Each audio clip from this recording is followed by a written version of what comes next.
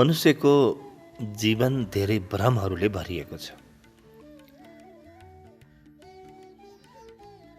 र यी भ्रममध्ये केही भ्रम चाहिँ यस्ता छन् कि यिनलाई पालिराख्न मन लाग्छ।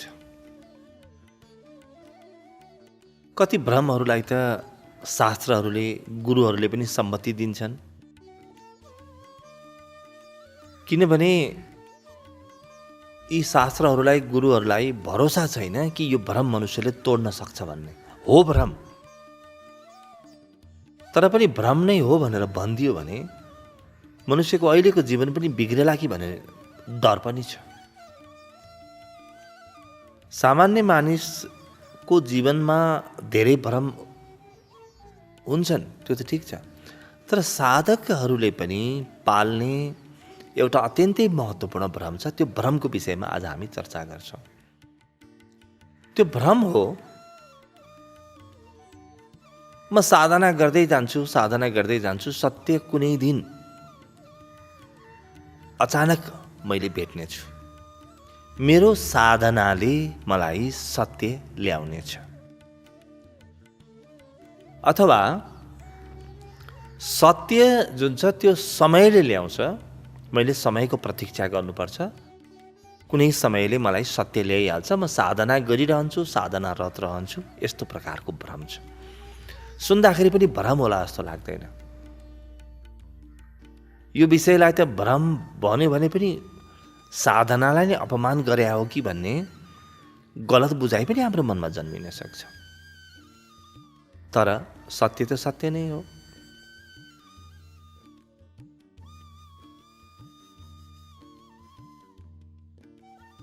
कहिल्यै पनि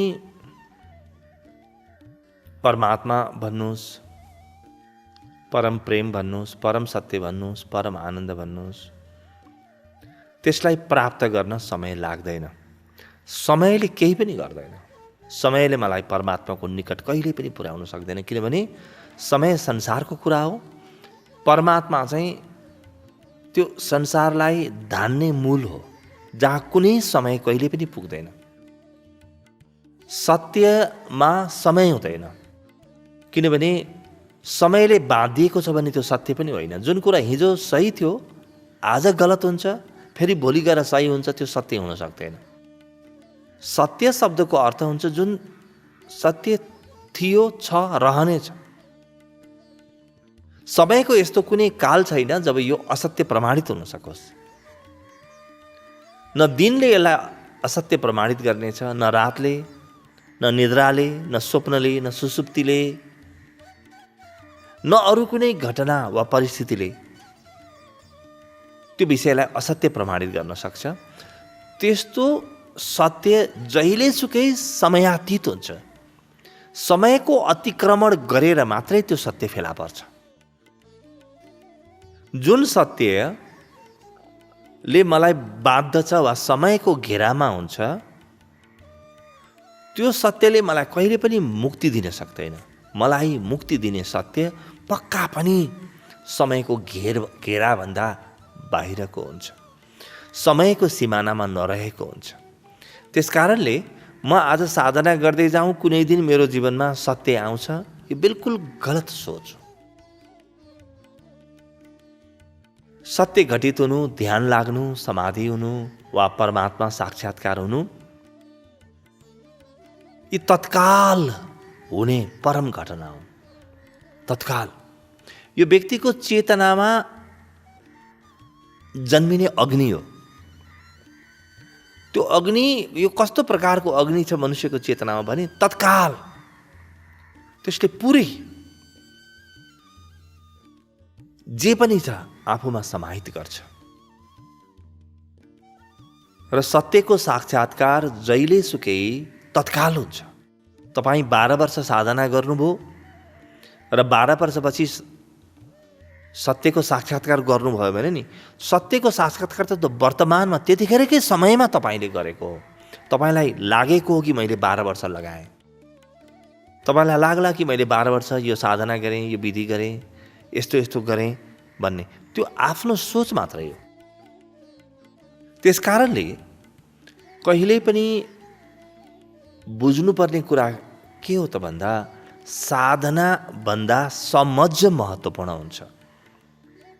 समझ ठिक प्रकारको भयो, ठिक प्रकारको समझ मेरो मनमा जन्मियो भने सत्य त मभित्र नै छ, कहीँ बाहिरबाट ल्याउनु पर्ने हो र?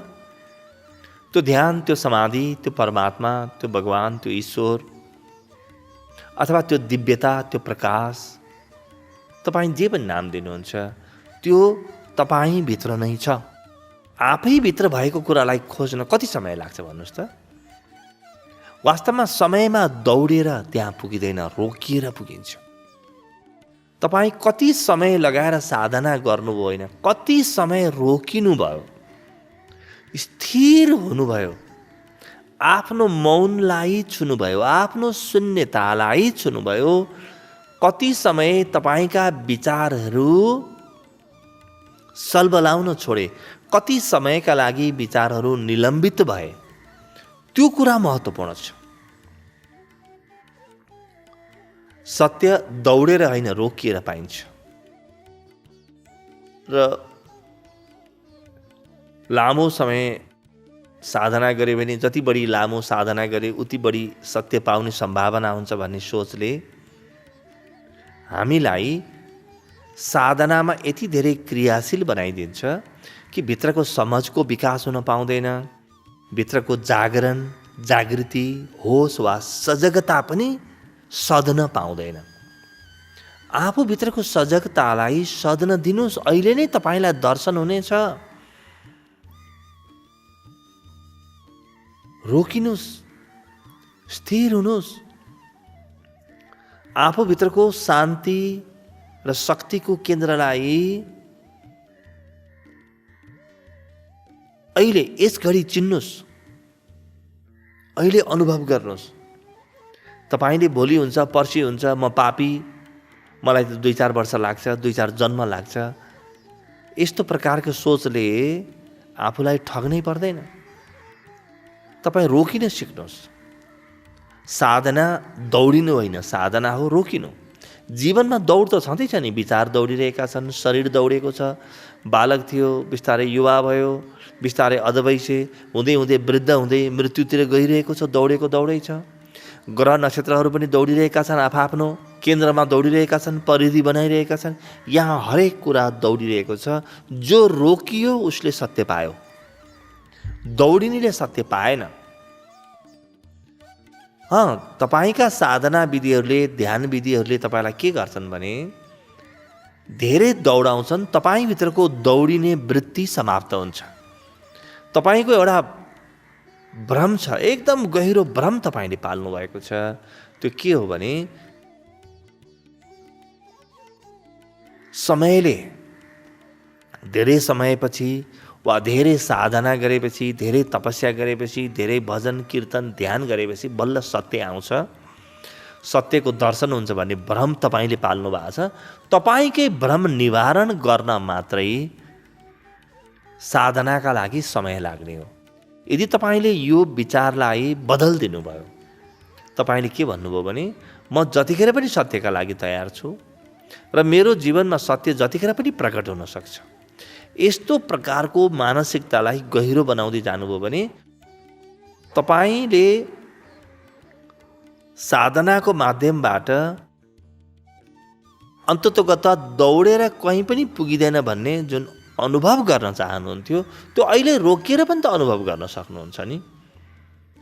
जति साधना गर्दै गए उति साधनाले केही पनि दिँदो रहेनछ। म रोकिएर, म स्थिर भएर, स्तब्ध भएर मात्रै सत्यमा पुग्दो रहेछु भन्ने बोध जन्मिन्छ। त्यो बोधलाई कहिलेकाहीँ 30 वर्ष, 40 वर्ष, 50 वर्ष, कहिलेकाहीँ 2-4 जन्म पनि लाग्न सक्छ।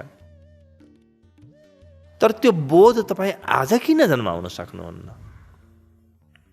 त पहिलो के बुझौँ भने परमात्मा मभित्र छ, सत्य मभित्र छ। कहीँ बाहिरको कुरा खोज्नु नै होइन, कहीँ परको आफ्नो घरको पूजा कोठामा भएको पनि होइन, कुनै मन्दिरमा, मस्जिदमा, गुम्बामा भएको पनि होइन।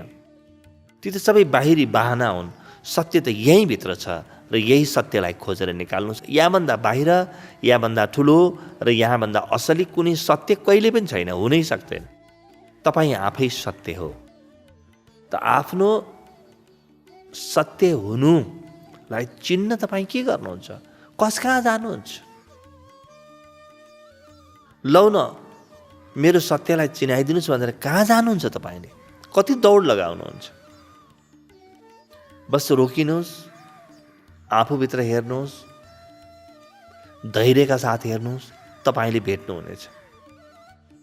तपाईँ यदि आफ्नो घरमा बसेर आफ्नै घर खोजिराख्नु भएको छ भने हरेक छिमेकी कहाँ गएर सोद्धाखेरि ती छिमेकीले तपाईँकै घरतिर तपाईँलाई फिर्ता गर्नेछन्।